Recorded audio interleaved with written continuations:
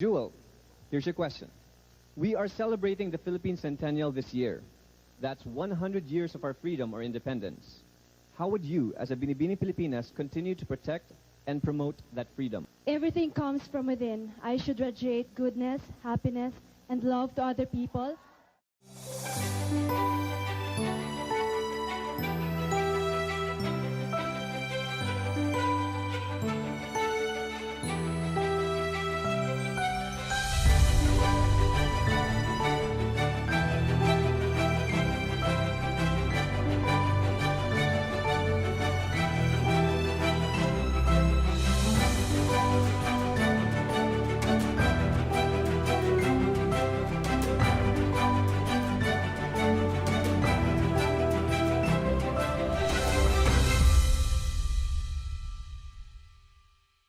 Please visit us at www.riseuptalk.com. You can upload your videos and the stories of your life in this platform. First, you have to sign up and fill out the form. Then we will send you an email confirmation. After that, you can upload your videos. Here at Rise Up Talk, your story makes a difference.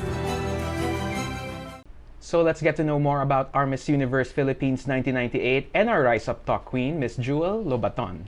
Hi, Chuckie. Hello. Nice to see you. I Yes. learned that you started taping for Miss Universe when you were 9 years old, Actually, to tell you more about that, a lot of fans my age really started around 1994 when it was first held. Okay. When it was held here the second time, that was Charlene Gonzalez time. Yes. So a lot of fans my age really had their start that time. But I really started, so I watched every year since then, but the first time I decided to collect was in 1998 when it was summer, and I was 13, and then I just decided, what if I just start collecting every year? And the candidate that year happened to be you. Galing. So this is like serendipity meetup. Yes. Galing. Nice to meet you. It's so random and Cool. actually, if I actually brought the relic. Nako, makikita mo yung age na. Well, binubuko natin. Show that to them. All right, it's here. This is the.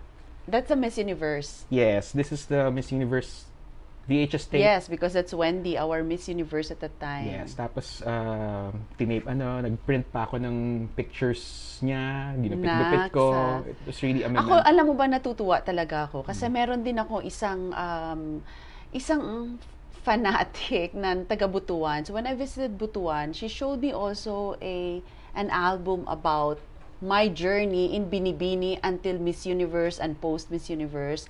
Alam mo, nakaka-touch ng heart yung mga ganyan. And I'm so happy na nami-meet ko kayo, nami-meet ko sila. And kaming mga nandyan sa pageant, hindi kayo namin lahat na-reach out. Pero you reach out to us because we need to also hear your story. And we're so grateful. That's our way of telling you thank you for what you're doing to us. Kayo yung mga mga cheerleaders, pag andun ka on stage. So, yeah. And galing. somehow there's an extra thrill and nostalgia when you meet them years later.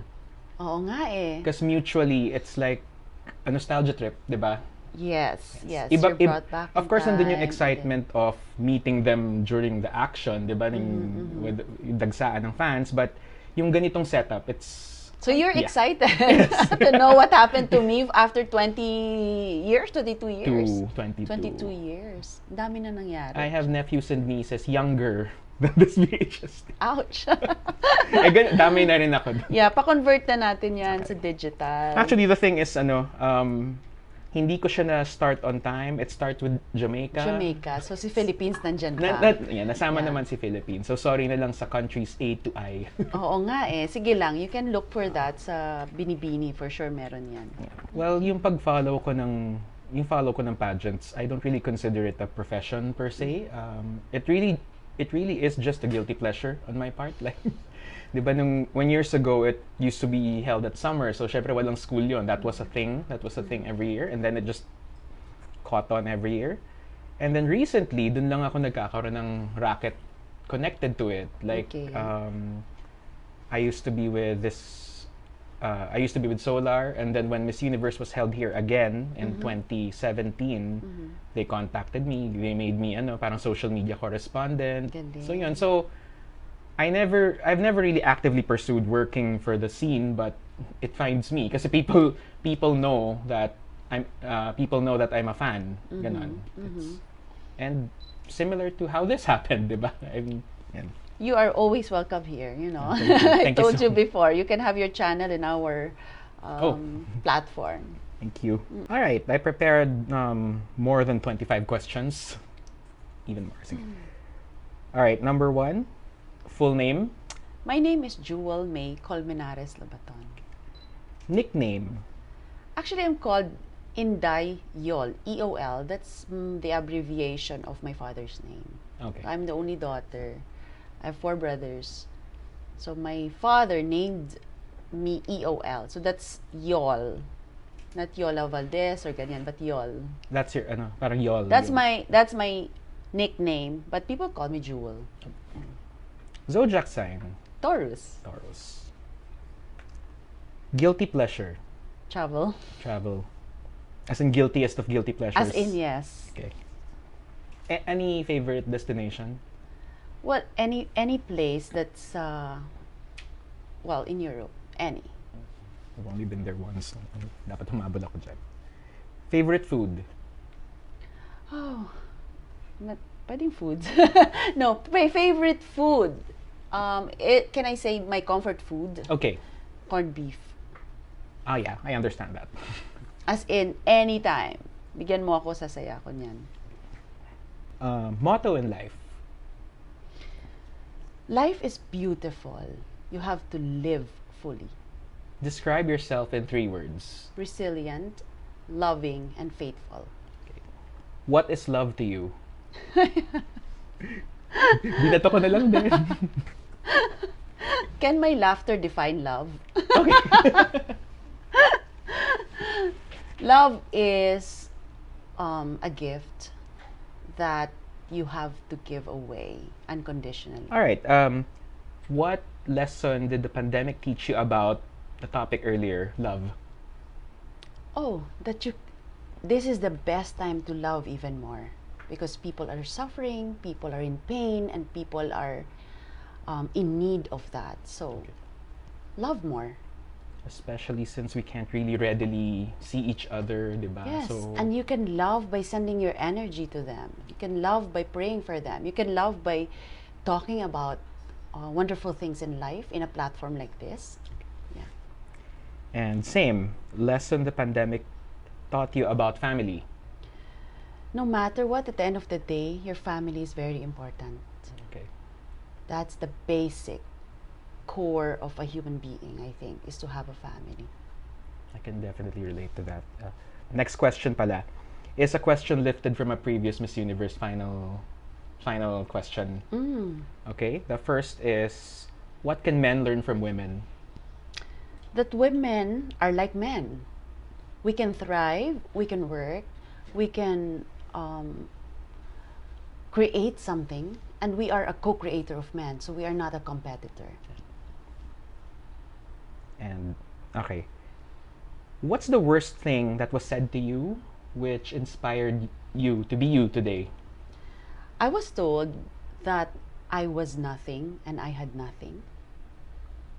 But because I know my core, I know what I can give, and I know I am not nothing. So, yeah. From there, I had to rise up. Just like all the other queens, like Catriona, we all had those shares of bashing and our shares of people looking down at us. Doubting, questioning our worth. But at the end of the day, if you know yourself, you know where you come from, you know what you can give, then you're always that person that has something to offer the world. Which fictional character do you most identify with and why? With my life story, madami, but recently, I like to be the Princess Jasmine Aladdin. of Aladdin. I love that movie. I may not live in a castle, but I believe that, we can explore the world and we can enjoy the simplest things in life. And the feeling of enjoying it with someone you love is magical. It's enchanting. Well, since you did mention Aladdin, could you sing us a few lines of its famous theme song? Of course, but this was sung by Lea Salonga. Pero ako, I'll try my best, Chuckie. My favorite part is the chorus, a whole new world. Meron na akong kodigo. Go. A new fantastic point of view. No one can tell us no or where to go or say we're only dreaming. A whole new world. So I'm in a whole new world now. We all are.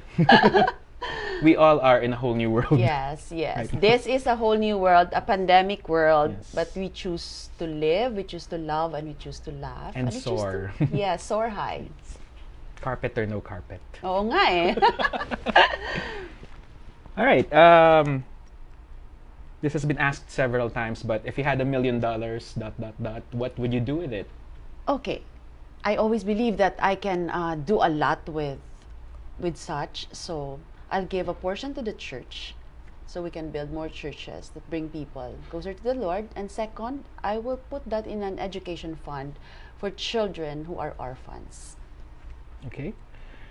Okay, 3 questions na galing Miss Universe ulit Talaga? Yes. Ano kaya yun? All right. Of course, the first, kasi I asked one earlier. The first is a classic. The one held here.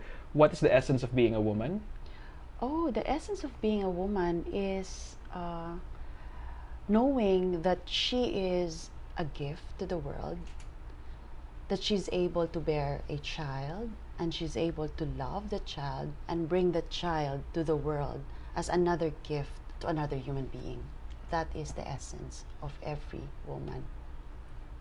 Sushmita is shaking. All right. Next. This is from a little more recent, 2002. What makes you blush? Flowers. And when someone messages me with emoticons, All right. that has heart. That's very specific. I love that. And then balik tayo 90s. If there were no rules in your life for one day and you could be outrageous, what would you do? I would gather all children who have no parents and feed them and love them and give them home. And one day, just make them feel that love is true, love is real, love can change their lives.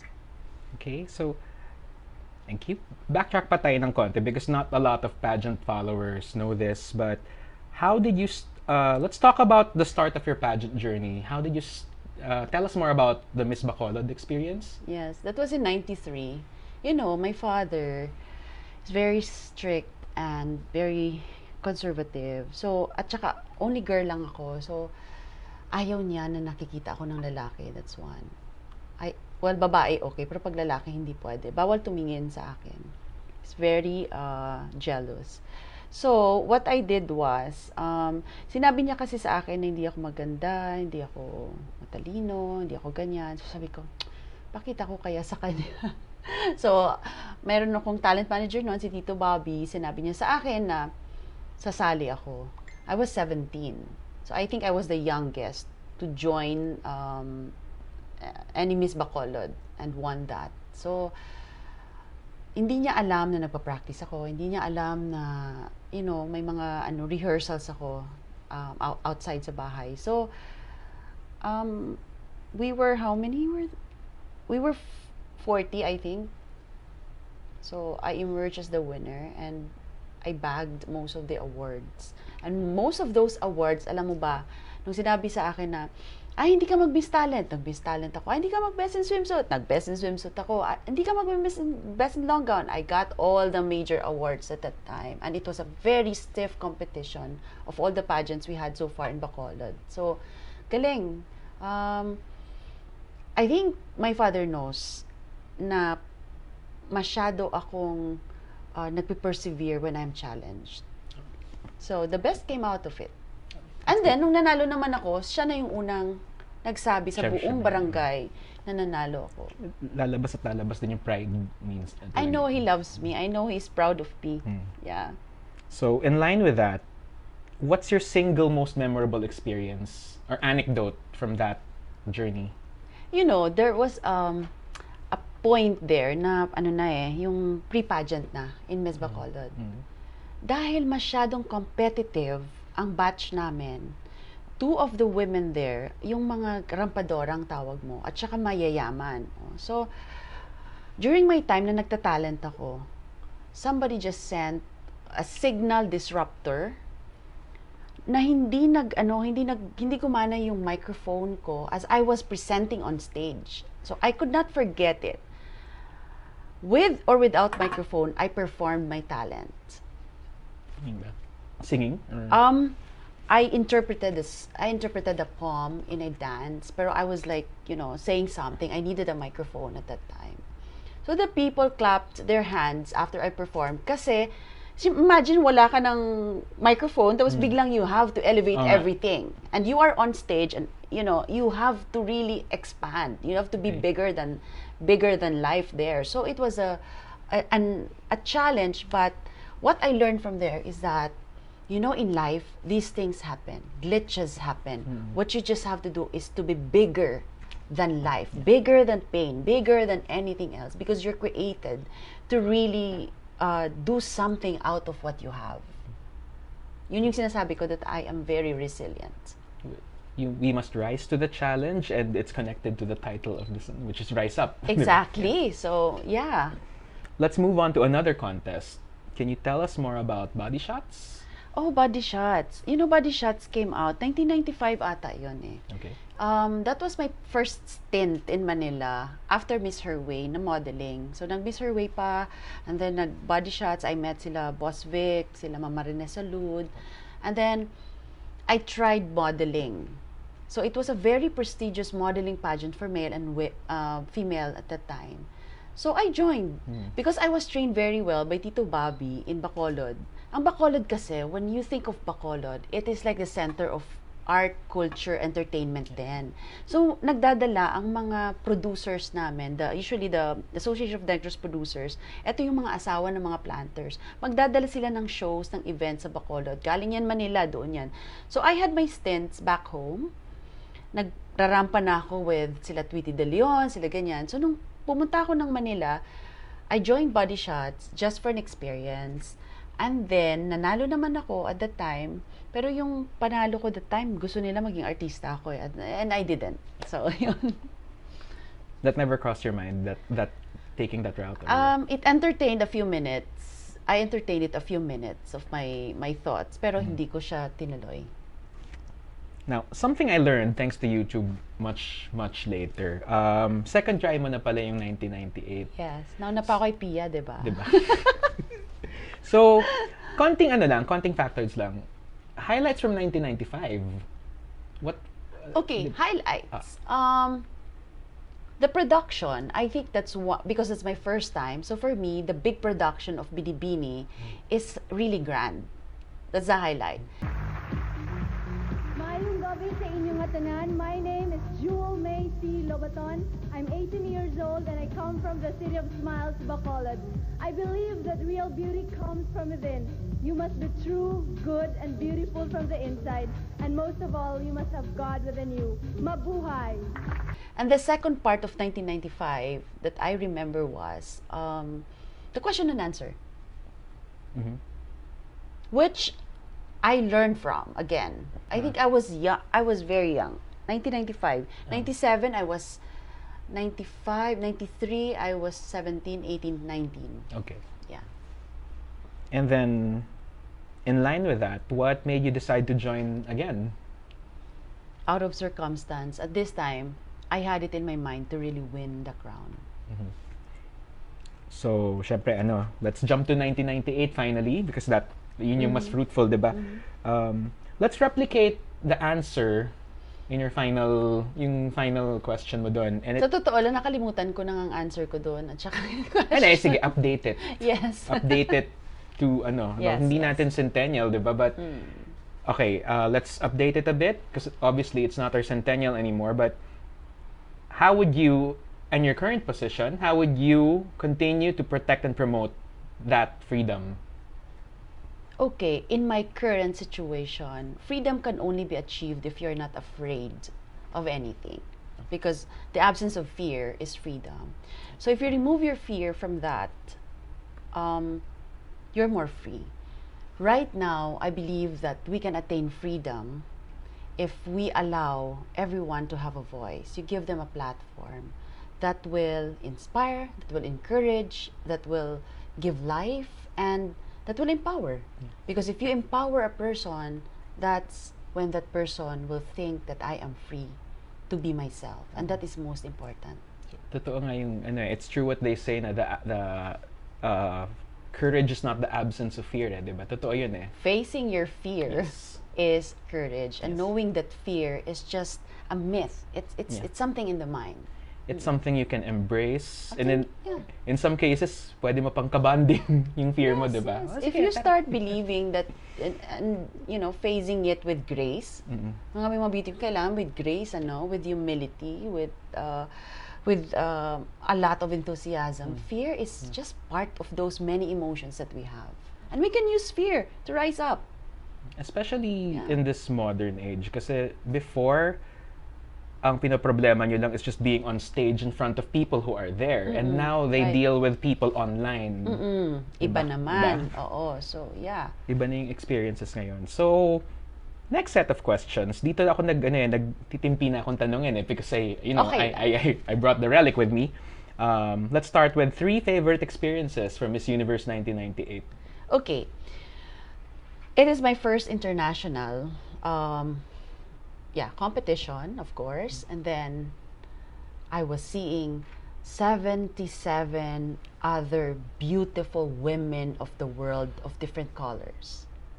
That's really wonderful. Second, I celebrated my birthday in Hawaii. during the Miss Universe. That was May 11, and there was a celebration with the other girls, in one of the events there. And then the last was that the governor of Hawaii, Governor Cayetano at that time, gave me a citation that every May 11 in Hawaii is Jewel Lobaton Day. Yes, and those are really my memorable experiences in Hawaii.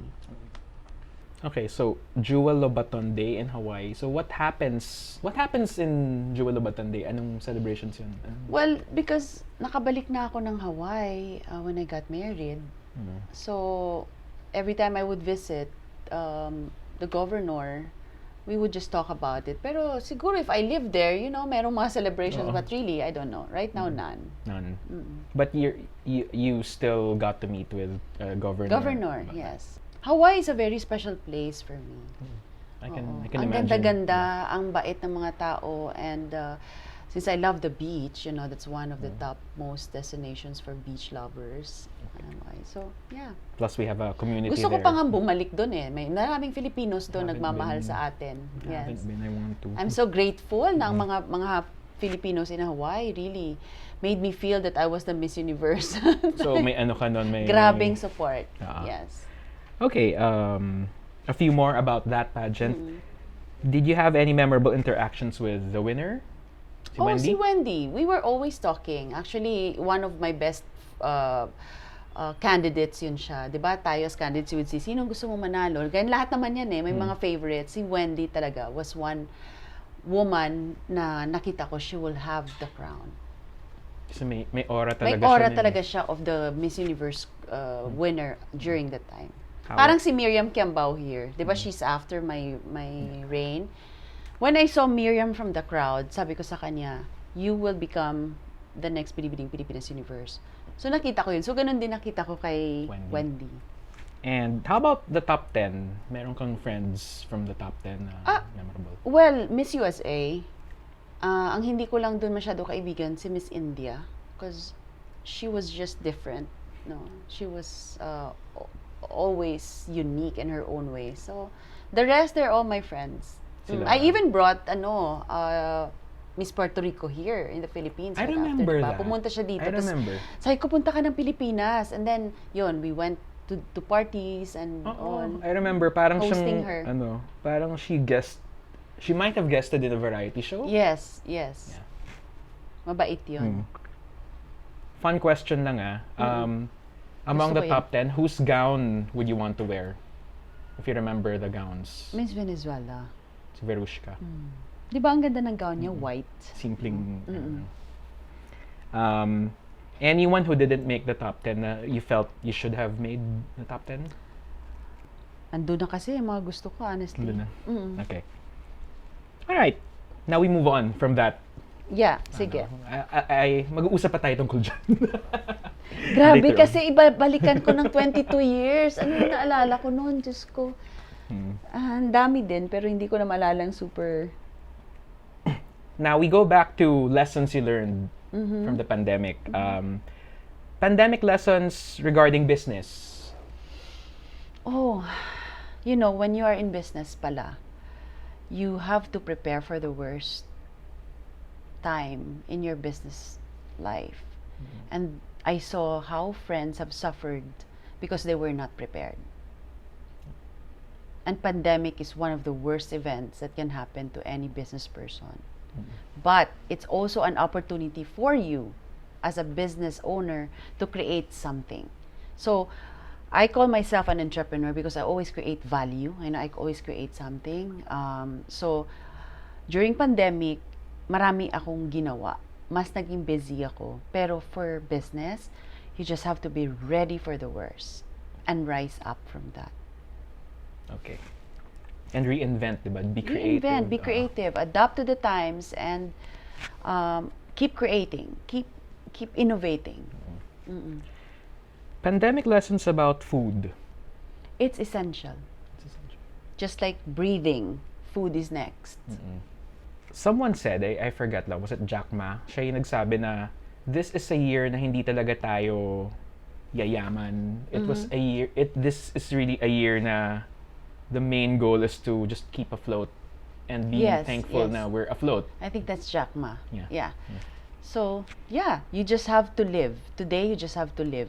And that's enough. That's more than enough. It's more than enough. Okay. If you were to run for office, what position do you see yourself in? President. Of the country.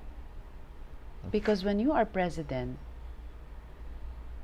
you have the power over the Senate, even if you know, over the Senate and the Congress and every person. You have the power to change lives, actually, that people will really experience. Okay. Current advocacy? Women empowerment. No to violence against women and children. Do you have any recent projects connected to that, or? No, this Rise Up platform is also about women who can have a voice and have a place where they can tell their story. Okay. And all women who are battered emotionally, psychologically, physically, verbally, mentally, has a platform, has a place.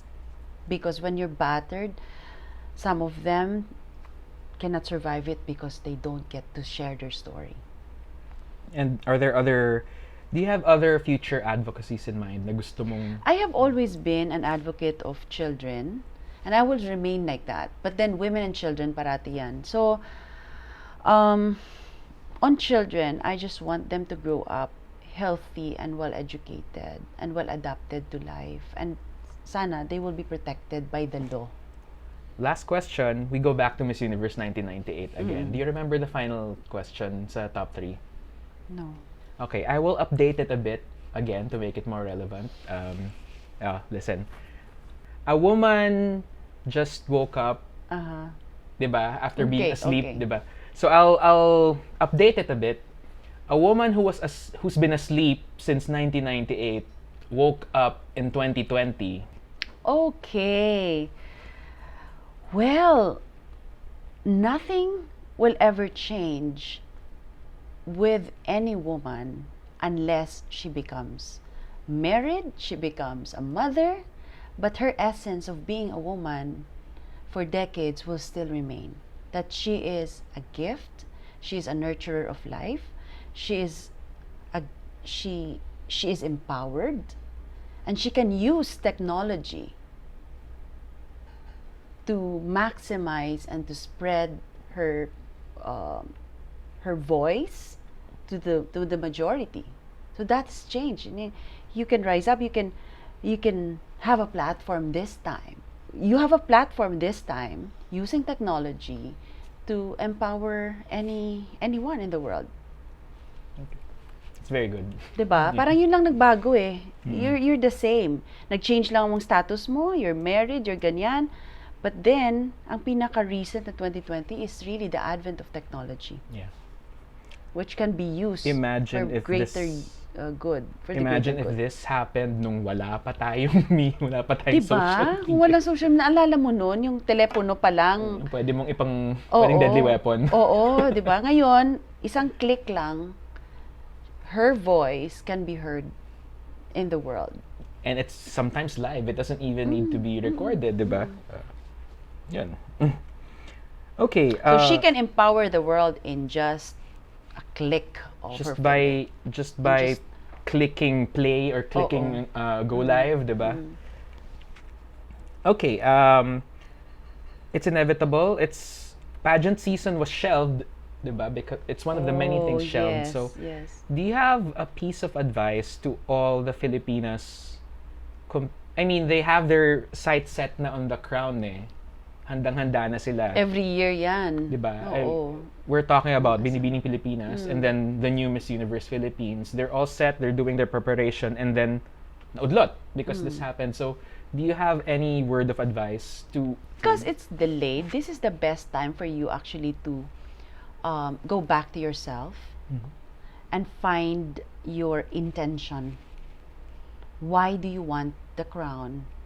Because you can prepare as much as you want on walking, on current events, and all that.